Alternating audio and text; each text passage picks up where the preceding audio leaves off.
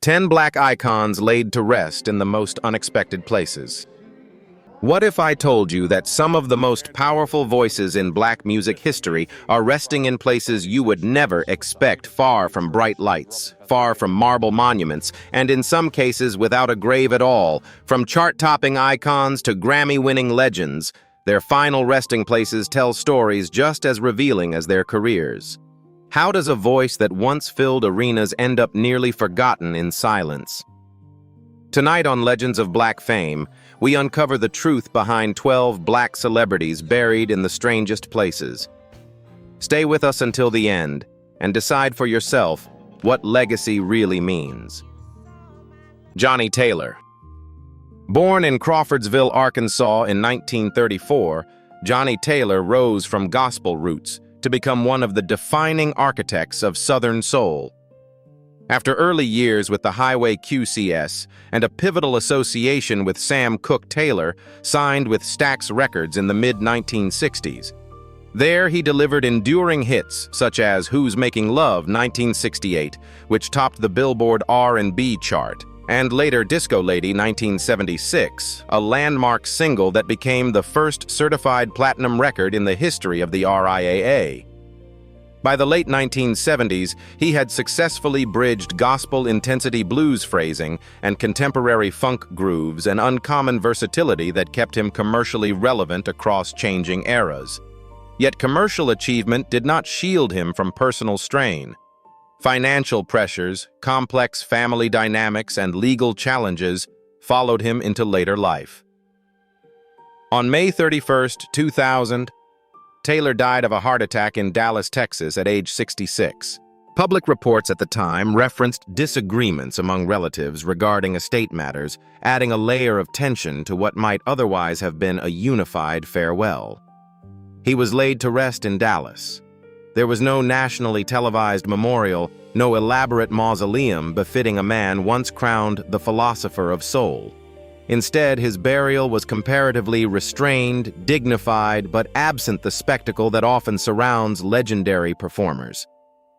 How does a voice that once dominated jukeboxes across America return to earth so quietly?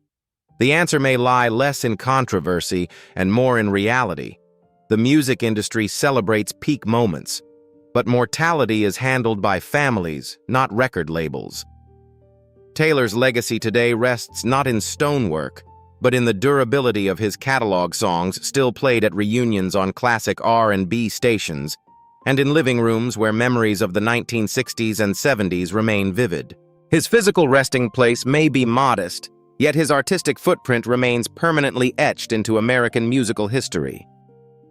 Major Lance.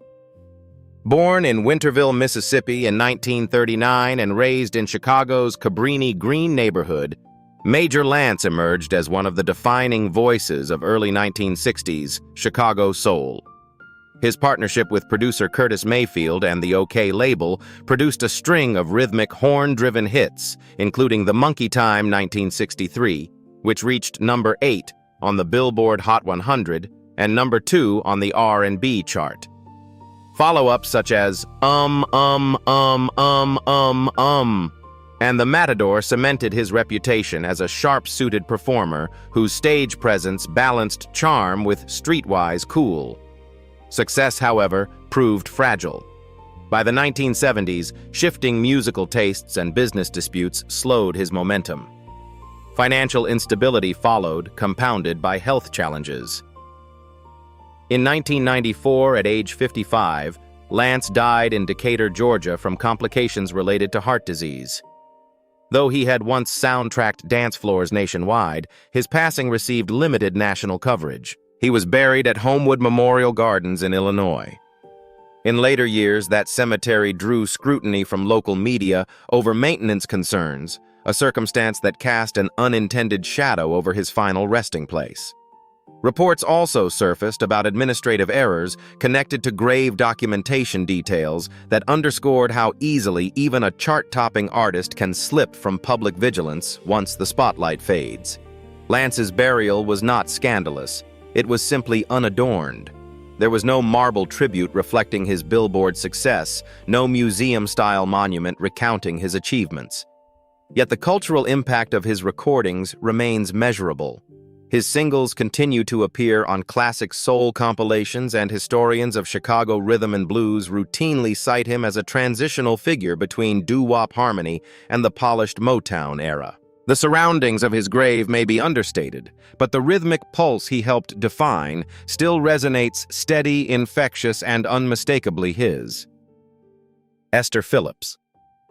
Born Esther Mae Jones in Galveston, Texas in 1935, Esther Phillips entered the national spotlight at just 14 after winning an amateur contest that led to her recording Double Crossing Blues with Johnny Otis in 1950. The single reached #1 on the Billboard R&B chart, launching a career that would span more than 3 decades. Unlike many of her contemporaries, Phillips moved fluidly between rhythm and blues, jazz, soul, and even country. Her 1972 rendition of From a Whisper to a Scream earned a Grammy nomination in 1973, reaffirming her artistic credibility during a period of reinvention. Her life, however, was marked by struggle. Substance dependency, industry instability, and recurring health complications shadowed her achievements. On August 7, 1984, Phillips died in Carson, California at age 48 from liver and kidney failure. Despite her earlier chart success and critical recognition, national media coverage of her passing was limited compared to peers whose careers intersected with hers. She was interred at Lincoln Memorial Park in Carson, a historic cemetery serving the African-American community of Southern California. Over the years, admirers searching for her gravesite have reported difficulty identifying the exact location, partly due to modest marking and limited signage within the grounds.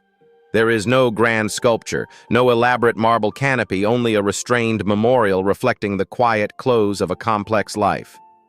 When a singer who once topped the R&B charts rests without fanfare, what does that say about how we measure legacy? Phillips' influence remains evident in vocal stylists who followed her, artists who borrowed her phrasing, emotional shading, and genre flexibility. Her recordings continue to circulate on reissue labels and streaming platforms, sustaining her voice beyond physical geography. The simplicity of her burial does not erase the fact that she helped expand the expressive vocabulary of post-war black music. In the end, the absence of spectacle around her gravesite stands in contrast to the intensity she poured into every performance, a reminder that impact and ceremony are not always proportional. Jackie Wilson. Born in Detroit in 1934, Jackie Wilson transformed stage performance into athletic theater. Before launching his solo career, he fronted Billy Ward and the Dominoes, developing a kinetic delivery that would later redefine live R&B. By the late 1950s, singles like Reet Petite, That's Why I Love You So, and the explosive Lonely Teardrops. 1958 pushed him into the pop mainstream with Lonely Teardrops reaching #7 on the Billboard Hot 100. His vocal control, capable of silky phrasing one moment and acrobatic leaps the next, directly influenced performers from James Brown to Michael Jackson. Elvis Presley himself reportedly admired Wilson's stage command. But professional triumph did not ensure financial security. Contract structures common in the era often favored management over artists, and Wilson's earnings were diminished by business arrangements that later drew criticism. On September 29, 1975, he collapsed on stage in Cherry Hill, New Jersey, after suffering a massive heart attack. Oxygen deprivation left him in a vegetative state for nearly 9 years. He died on January 21, 1984, at age 49. Wilson was laid to rest at West Lawn Cemetery in Hillside, Illinois. His burial was dignified yet unembellished, far removed from the electrifying persona that once commanded theaters nationwide.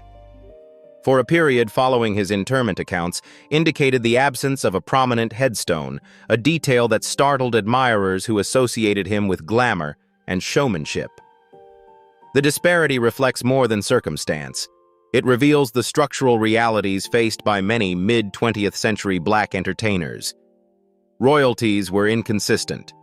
Health insurance was rare, and long-term financial planning was often secondary to survival on the road. Yet Wilson's cultural footprint remains measurable. His recordings continue to appear in film soundtracks, historical retrospectives, and rhythm and blues archives. The modest character of his gravesite does not diminish his significance. If anything, it underscores a truth: the electricity he generated on stage could never be contained by stone inscription or ceremony. Florence Ballard.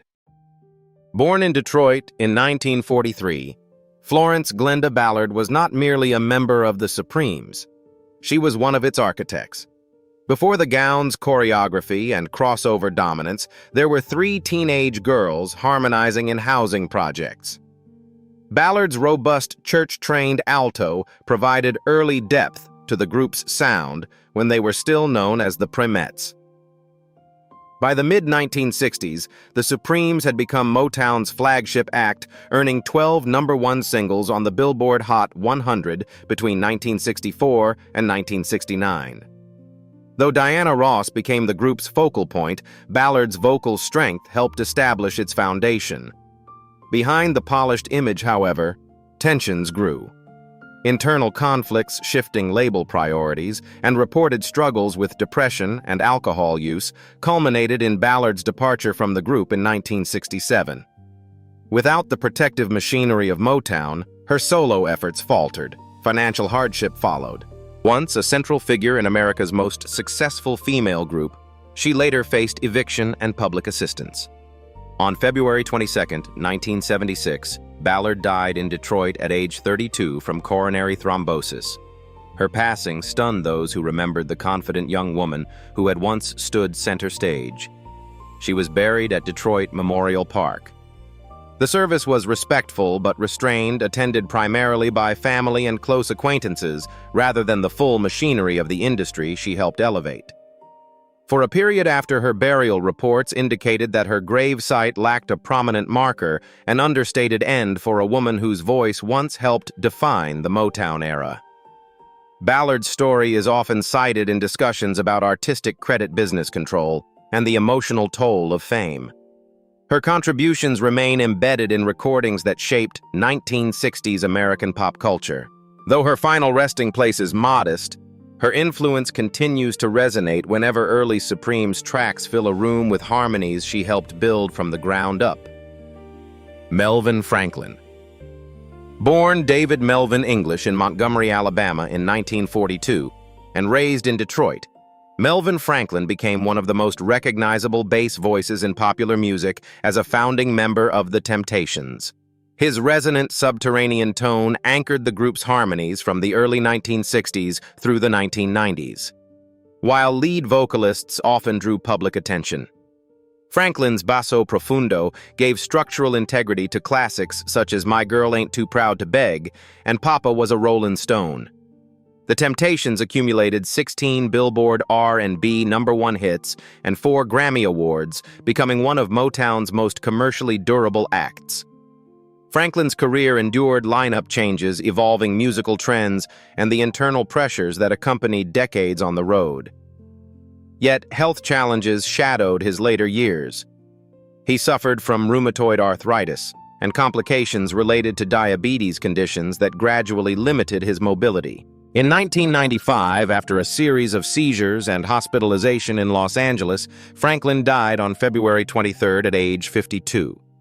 He was laid to rest at Forest Lawn Memorial Park in Hollywood Hills, California, a cemetery known for housing numerous figures from entertainment history.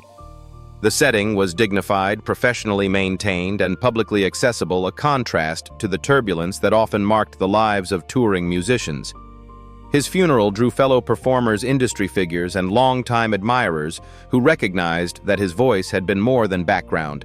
It was foundational. Franklin's contribution was technical as well as emotional. In vocal ensemble structure, the bass line stabilizes chord progressions and defines tonal gravity. Franklin executed that role with precision, consistency, and warmth for over 3 decades. Unlike some peers whose burials became subjects of controversy, his interment reflected respect and order. Still, the broader narrative remains instructive. Even enduring fame cannot shield artists from physical decline. What persists is the recorded evidence, decades of harmony, where his voice continues to supply the lowest note, steady and unmistakable.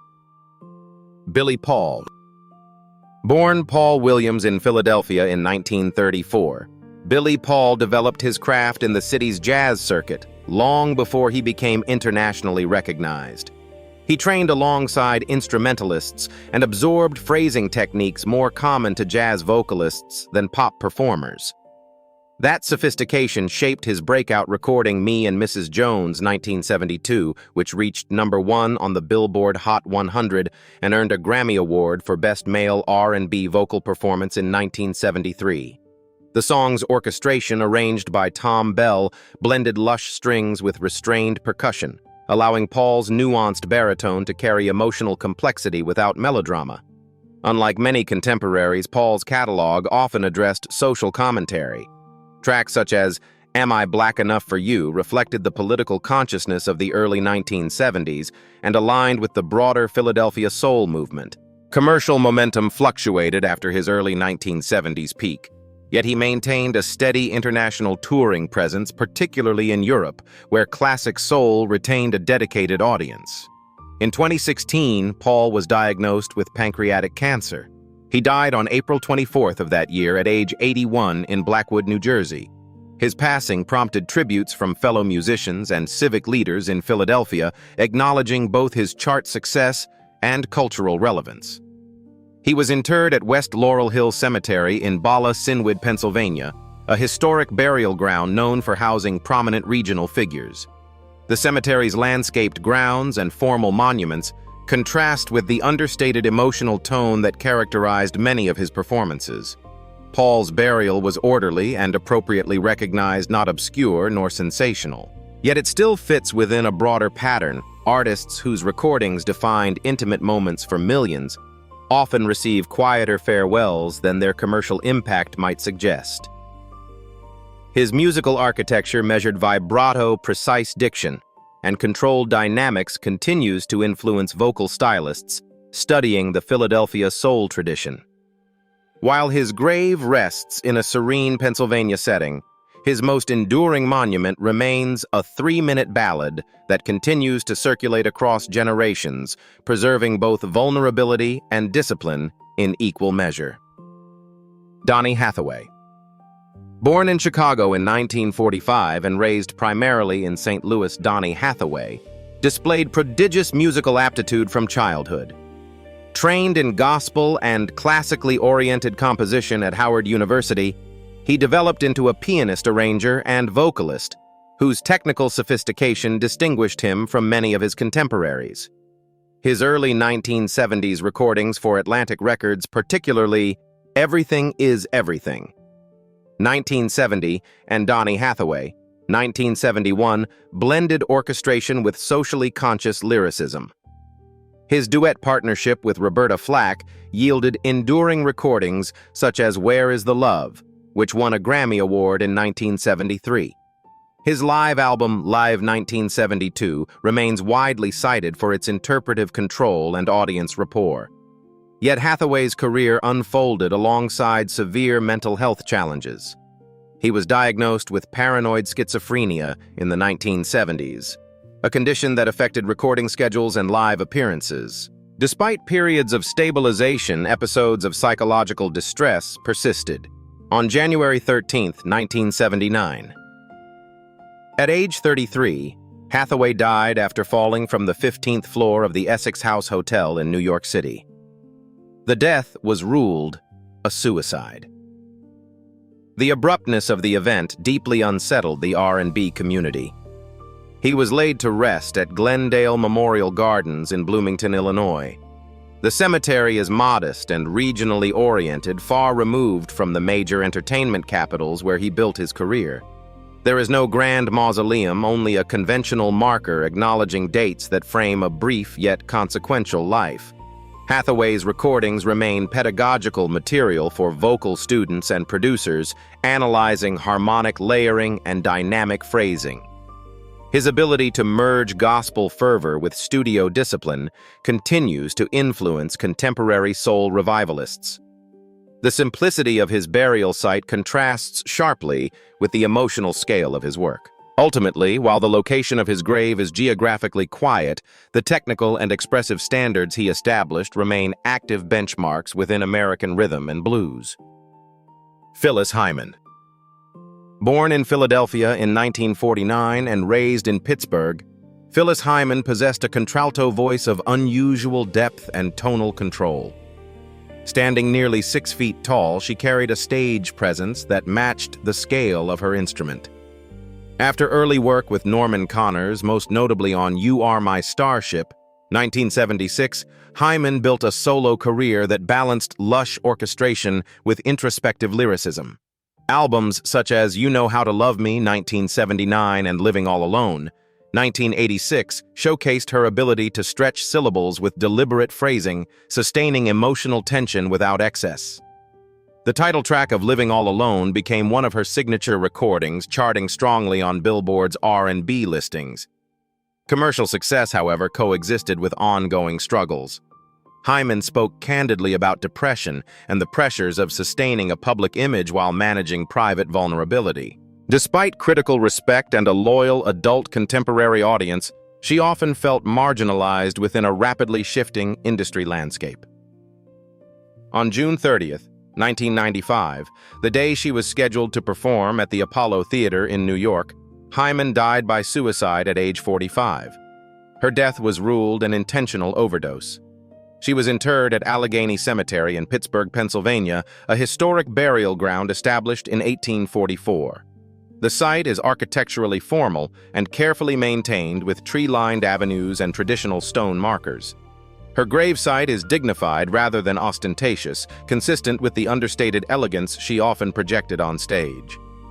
Hyman's catalog remains influential among neo-soul and adult R&B interpreters who study her breath control and dynamic restraint. Her recordings continue to circulate on streaming platforms and specialty radio, sustaining her presence in the genre's lineage. The circumstances of her passing prompted broader discussions about mental health within the entertainment profession, conversations that persist today. While the physical marker in Pittsburgh denotes a finite timeline, the tonal richness she contributed to late 20th century soul music endures with precision and gravity. Minnie Riperton. Born in Chicago in 1947, Minnie Riperton combined formal vocal training with an extraordinary 5-octave range that distinguished her within 1970s soul and pop. She began recording with the psychedelic group Rotary Connection before transitioning to a solo career. Her 1974 album, Perfect Angel, produced by Stevie Wonder, yielded Lovin' You, a single that reached #1 on the Billboard Hot 100 in April 1975. The recording became emblematic of her whistle register control notes delivered with clarity rather than novelty. Beyond the signature hit albums such as Adventures in Paradise, demonstrated compositional sophistication and layered studio craftsmanship. In 1976, Riperton was diagnosed with breast cancer and underwent a radical mastectomy. She later became one of the first major recording artists to speak publicly about the disease, participating in awareness campaigns at a time when discussion of cancer in popular media remained limited. Despite declining health, she continued touring and recording, framing her work with evident discipline. On July 12, 1979, she died in Los Angeles at age 31. Riperton was cremated, and her ashes were scattered in a private ceremony, reportedly in accordance with family wishes. The absence of a conventional gravesite distinguishes her from many contemporaries featured in similar retrospectives. There is no public monument or cemetery plot to visit, only recordings, photographs, and archival footage. Her legacy persists in vocal pedagogy and contemporary R&B aesthetics. Artists studying upper register technique frequently reference her breath management and pitch accuracy. Lovin' You remains widely licensed for film and television, reinforcing cross-generational familiarity. The decision for cremation reflects personal preference rather than spectacle, yet it underscores a thematic contrast. A voice capable of reaching the highest registers ultimately rests without a fixed geographic point. What remains tangible is not stone or inscription, but documented sound, meticulously engineered, technically demanding, and still structurally influential within modern soul performance. Across these stories, from Johnny Taylor to Minnie Riperton, one pattern becomes difficult to ignore: cultural impact and final resting place rarely align. Platinum records. Grammy recognition and sold-out theaters did not always translate into grand memorials or carefully preserved grave sites. Some were buried quietly, some modestly, and one left no grave at all. So here is the question for you. Does the simplicity or strangeness of a burial diminish a legend, or does it expose how fleeting public memory can be?